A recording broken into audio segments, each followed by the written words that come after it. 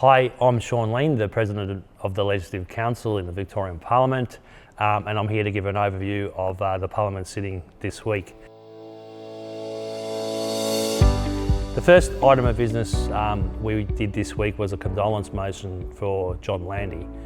John Landy was a previous Governor of Victoria, and he was also a very famous athlete and known for his great sportsmanship, and there's actually a statue of him in the MCG precinct where of this one occasion during a race where one of his competitors tripped over, John Landy stopped, assisted the competitor back on his feet, and then ended up winning the race. So he was an amazing athlete and also, importantly, the Governor of our great state.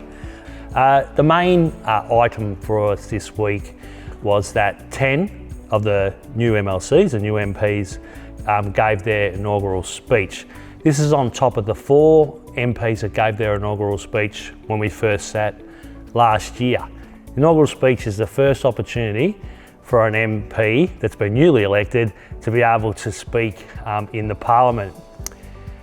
It's a great opportunity and I've always thought it's a great privilege for someone to put on the public record really nice things about their family and friends and work colleagues from their previous life and how they assisted them to become a Member of Parliament in this chamber.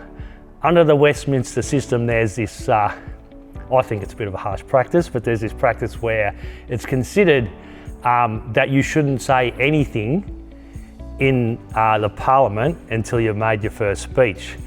Because even if you interject on another member and it's recorded on the Hansard, that can be considered your first speech. So we've had a number of MPs in the last few days that have actually sat silently until they've made their first speech. But to their credit, we've had 14 fantastic speeches in this Parliament that's outlined in particular what the aspirations of those individuals are for them being a Member of Parliament.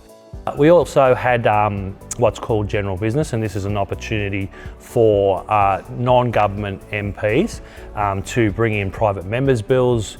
We had a number of private members' bills, the Children, Youth, Families Amendment. We had the Parliament Committee's amendment presented, 2 separate bills there, a couple of bills about the Independent Broad-Based Corruption Commission, and we had some motions debated around production of documents, the native timber industry, and also a debate around the group voting system in the electoral system. All of those items were vigorously debated from all sides of the chamber. We also had 2 pieces of legislation, 2 bills sent across that had been debated in the Legislative Assembly to come to our House to be debated next week. So we look forward to that debate next week. There'll also, the remaining new MPs that haven't made their first speech will make their first speech next week. So after that, it will be pretty much business as usual, but I will give you an update in a couple of weeks' time on that sitting.